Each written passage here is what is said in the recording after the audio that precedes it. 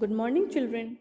कल हमने chapter number 17 story writing, क्या नाम है चैप्टर का, स्टोरी राइटिंग, इस चैप्टर को स्टार्ट किया था। इस चैप्टर में जो पहली स्टोरी हमने पढ़ी थी वो थी प्यासा कौवा। कौन सी स्टोरी थी? प्यासा कौवा। तो चलिए एक बार स्टोरी को हम दोबारा से पढ़ लेते हैं। उसके बाद मैं आपको स्टोरी को डिक्टेट करूँगी, बट वो स्टोरी आपकी बुक की नहीं होगी, वो दूसरे शब्दों में होगी। तो आपको जो शब्दों को मैं बोलूँगी उसी को अपनी नोटबुक पर नोट डाउन करना है। तो चलिए शुरू करते हैं। पहले हम स्टोरी को पढ़ लेते हैं। एक कौवा था, वह बहुत ही प्यासा था। वह पानी की तलाश में इधर उधर भटक रहा था। तभी उसे एक घड़ा दिखाई दिया। वह घड़े में पानी बहुत कम था। पानी तक कौवे की चोंच नहीं पहुंच पाई। तभी उसे एक उपाय सूझा। घड़े के पास बहुत सारे कंकड़ थे। कौवा एक एक करके कंकड़ घड़े में डालने लगा। जब काफी कंकड़ घड़े में गिर गए तो पानी ऊपर आ गया। अब कौवे ने घड़े में अपनी चोंच डाली। पानी चोंच तक आ गया। पानी पीकर कौवे ने अपनी प्यास बुझाई और आकाश में उड़ गया। तो इस कहानी से हमें क्या शिक्षा मिली? बुद्धि और परिश्रम से हर समस्या को सुलझाया जा सकता है। तो ये थी हमारी कहानी प्यासा कौवा। तो चलिए अब मैं आपको एक स्टोरी डिक्टेट करती हूँ, यही वाली।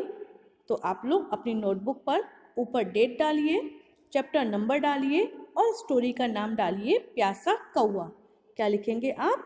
प्यासा कौवा। अब हम स्टार्ट करते हैं। एक समय की बात है, मेरे साथ मतलब जो मैं बोल रही हूँ वही लिखिएगा। एक समय की बात है, एक समय की बात है। अगर आपको स्पीड ज़्यादा लग रही है तो आप वीडियो को पॉज करके भी स्टोरी को लिख सकते हैं। एक समय की बात है, एक कौवा। एक समय की बात है, एक कौवा उड़ते उड़ते थक गया। एक समय की बात है, एक कौवा उड़ते उड़ते थक गया और उसे प्यास लगने लगी। और उसे प्यास लगने लगी। एक समय की बात है, एक कौवा उड़ते उड़ते थक गया और उसे प्यास लगने लगी। पूर्ण विराम। उसने इधर उधर देखा। उसने इधर उधर देखा। उसने इधर उधर देखा पर उसे कहीं भी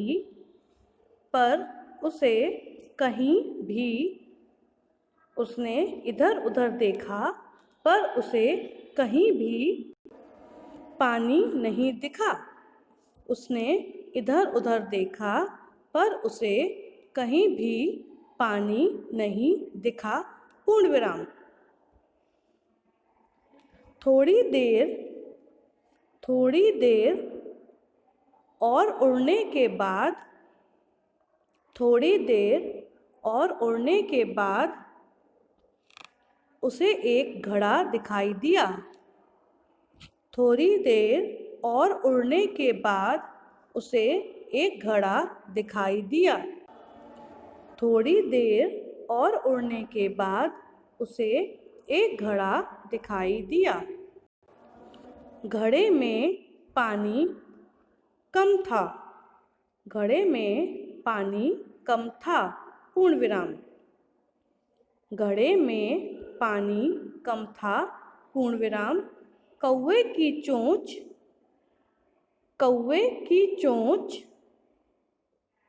पानी तक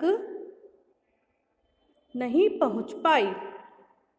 घड़े में पानी कम था। पूर्ण विराम। कौवे की चोंच पानी तक नहीं पहुंच पाई। पूर्ण विराम।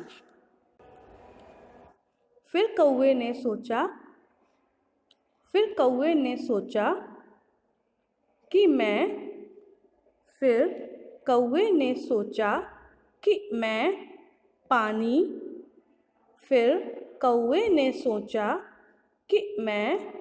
पानी कैसे पीऊं? फिर कौवे ने सोचा कि मैं पानी कैसे पीऊं? घड़े के आसपास घड़े के आसपास घड़े के आसपास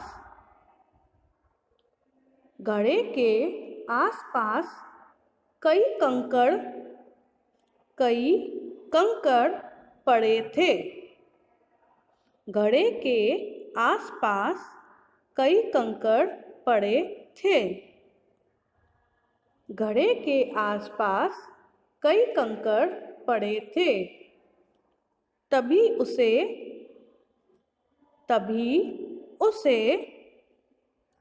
एक उपाय सूझा।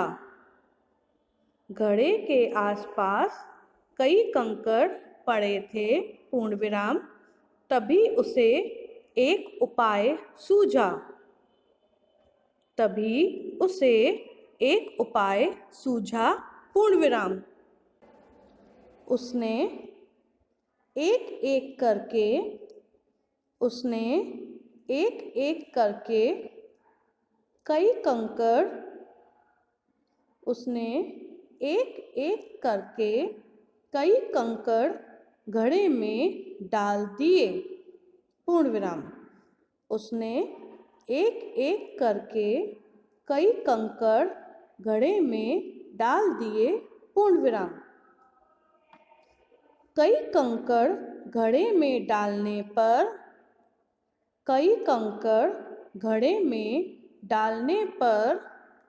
पानी ऊपर आ गया।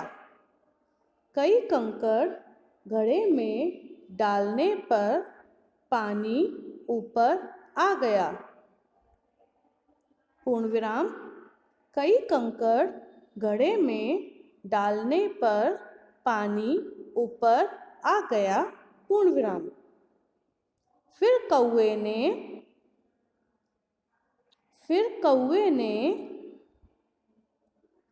पानी पीकर अपनी प्यास बुझा ली। फिर कौवे ने पानी पीकर अपनी प्यास बुझा ली और उड़ गया। फिर कौवे ने पानी पीकर अपनी प्यास बुझा ली और उड़ गया पूर्ण विराम। अब नीचे लिखिए शिक्षा। बुद्धि और परिश्रम से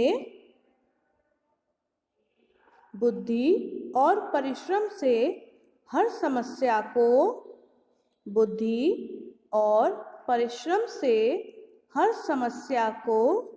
सुलझाया जा सकता है। बुद्धि और परिश्रम से हर समस्या को सुलझाया जा सकता है। That is the story that you have to write.